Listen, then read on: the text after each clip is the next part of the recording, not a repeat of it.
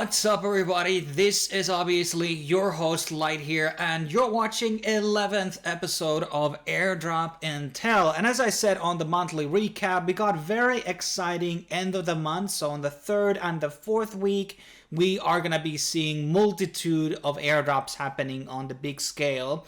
And on the beginning of this month, we don't have that much until like the 15th. That's when we're going to be seeing a lot of these big drops. But let's carry on what we have here today. So as a reminder for people who are new to the channel, check out the Notion page for a lot of drops which are not covered in these videos. Some of these are extremely underfarmed and undermentioned on a lot of the other airdrop farmers videos and spreadsheets and etc. So there's a lot of key things here which could be the next gold mine, who knows. But that can be found on the description down below.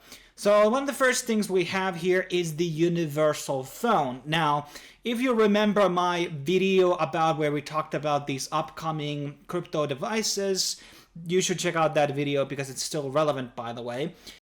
A lot of these applications or these phones basically have been worth the money. So the Saga phone has paid itself. Solana Mobile 2 has paid itself. In terms of the Jumbo phone, which we talked about, I have made around $34 with it, and the overall price was $130. And obviously, I haven't done all the quests inside the Jumbo's ecosystem, but the way it works is kind of brilliant in the sense that you can make a decent amount of money throughout the tasks that they basically have here. Sometimes they disqualify you and etc.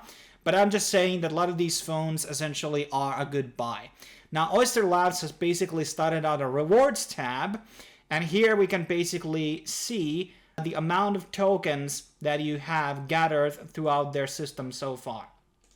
So you go in the profile, and here you can see your Oyster tokens. So in case you registered your TON address before, you would get 400 oysters, and you would get this pass thing, which would give you another 300 oysters.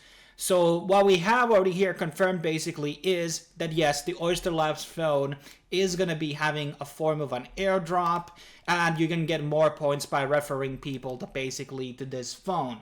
Now, I also had a discussion with the actual developers on Twitter DMs, which, clarified certain red flags about the project, which is good. And so yeah, there's still risk of buying this phone, FYI. You never know what is vaporware, what is not vaporware, especially at this time of the market when it's kind of bearish.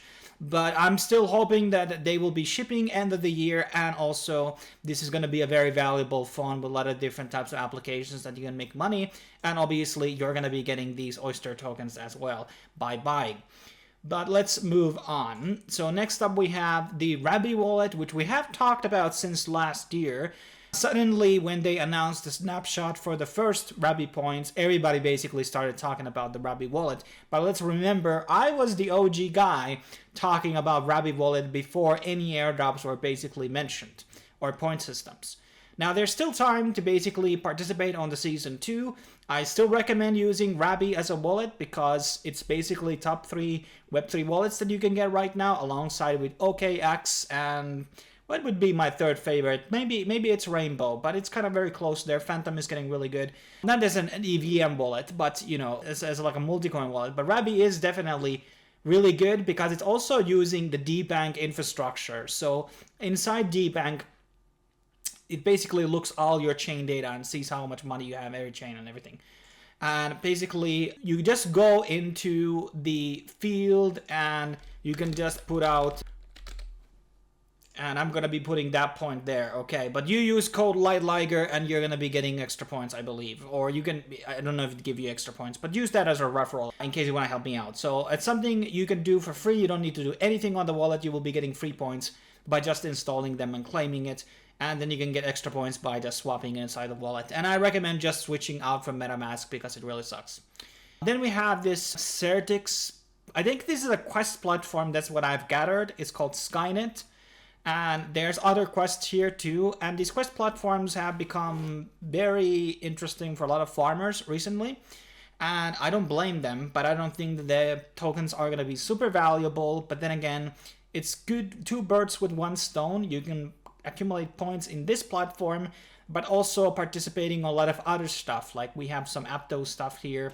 and that might be leading into their, you know, second airdrop or whatever. So that's the kind of the cool part about these quest platforms, is that they're also a good way to farm on-chain transactions. And there's referrals, there's daily tasks and stuff like that. A lot of things to do, and obviously educational, so I really recommend this. Earlier today, there was a leak of the ZK endgame eligibility checker. And so I did talk about it earlier on the last video, that it would be coming out on the 6th. That was wrong, because the Huffman guy, who is the bankless dude, said that it would be this last week, but he meant this week, so I guess that's coping. But ZK is happening. And it seems that there's a wallet connection and a GitHub connection, which means that yes, GitHub contributors to the ZK communities are probably going to be getting some money. GitHub is one of those things that you can basically grind out, and in hindsight, I should have been interacting with that a lot more, even though I'm not a real developer. Connecting your wallet, and that is not available. This website is down right now, but it was up earlier today, so I'm assuming tomorrow or Wednesday or Thursday, any minute now, we are going to be seeing this page going live, and you can find your actual allocation there.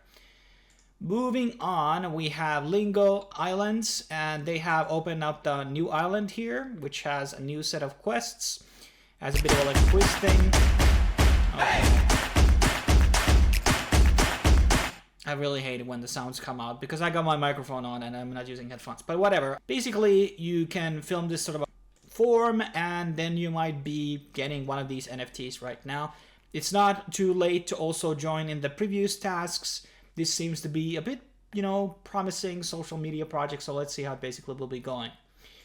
Mantle is having another project where you can basically lock your Mantle tokens in exchange for token distribution. Previously, they had Athena, and I think they had the Misk or something. I think they had a third one also, which ended or something, but apparently I didn't get any of these, even though I had things locked here, but whatever. And IntenX could be somewhat valuable. I mean, it's a derivatives exchange, which is a bit oversaturated, but hey, if you're not doing anything with your MNT tokens, might as well lock them at this point in case you're looking to dump them later on or something. But yeah, I would argue that this is a good place to put them into as of right now. And then CoinList has started out another incentivized testnet. They seem to be, I think they have done like 5 in the last 2 months or something. One of them, which we have talked about, is Koi. Koi is, I'm actually kind of bullish on it because it's a Solana fork. And I've been running the node every single day.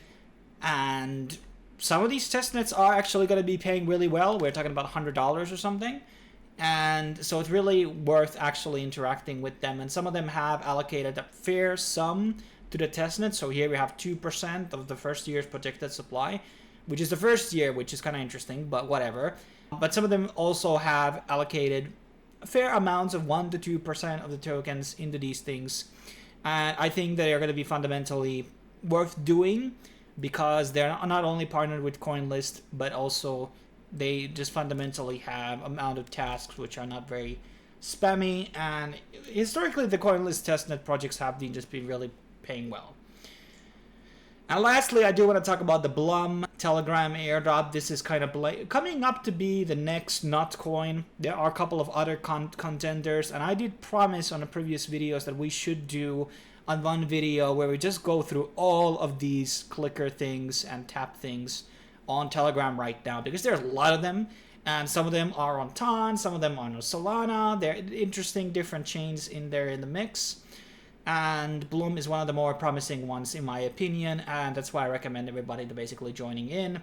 There was some rumor that you will be qualified in case you get 10 referrals or something, but I don't know if there's any truth to that or whatever. But I do recommend getting into Blum at least. This is like probably the better ones, and it's really hard to also keep up with all of them, but some of them are definitely going to be worth something.